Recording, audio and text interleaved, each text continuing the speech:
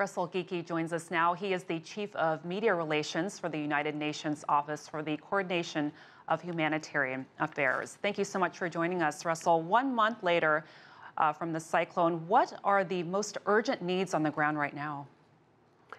Thank you, Francis. Thank you for having Ocha here. It's, as you say, tomorrow will mark 30 days since Cyclone Idai hit Beira, rolled across central Mozambique, along with heavy rains over an extended period, completely inundating it, along with, of course, Zimbabwe and Malawi as well, parts of it. As in the lead-in, as you pointed out, some of the priority needs are certainly food assistance, and we've distributed food assistance to 1 million people as of yesterday, and it's more people even today. But there's needs across the board. Health is a major concern with the cholera cases. There's been about 5,000 recorded so far. Of course, we've inoculated, given the vaccine, oral vaccine, to 800,000 people, which should help very much. There's other health concerns, of course, malaria. I know UNICEF, for instance, is distributing 500,000 mosquito nets. There's protection concerns. There's still 73,000 people 1 month after the disaster that are still in temporary shelters. Those also include schools, and it's a place where you don't want children with so many people packed, and the risk of disease.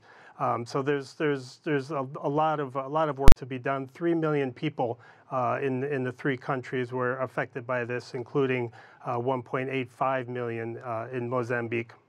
And Russell, I know it may be hard to predict, but how long and what will it take to rebuild the infrastructure of the country and get those systems up and running like they were before? It's a good question, Francis. What we're focused on right now is in the 6-month period that began, as soon as we were on the ground immediately after the cyclone hit. And that's a 6-month plan, and we really need funding for that because the waters have receded, but the needs are still enormous, and we really need funding, and people really do need help. For the UN coordinated plan, just for Mozambique, we've received about $70 million, but we need $280 million to get us through those several months. As for the infrastructure, this will take some time, and it affects a lot of other things. Beira, for instance, the port needs to be rehabilitated, and the roads going out aren't what they will, and that's where your agriculture and your food, enormous amount of food was actually flowing into Beira. But before this disaster, so it will take time. It's going to be a large project, and it's going to need sustained commitment. Even before this cyclone, Mozambique was responding to a drought, which hit Zimbabwe very hard, and hit Malawi as well. Really quickly, how do you think Mozambique can prepare for if another cyclone, another kind of weather event affects it in the future?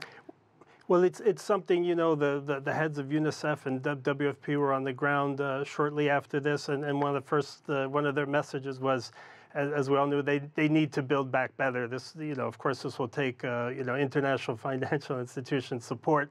But Mozambique's a low-lying, has low-lying areas. It's not alone in the world.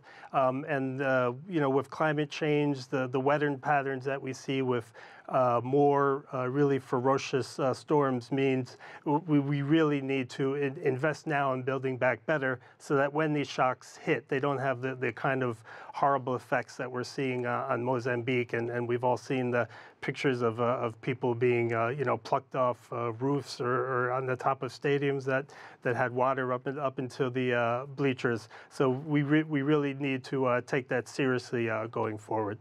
Russell Geekie with the UN Office for the Coordination of Humanitarian Affairs. Thanks so much, Russell.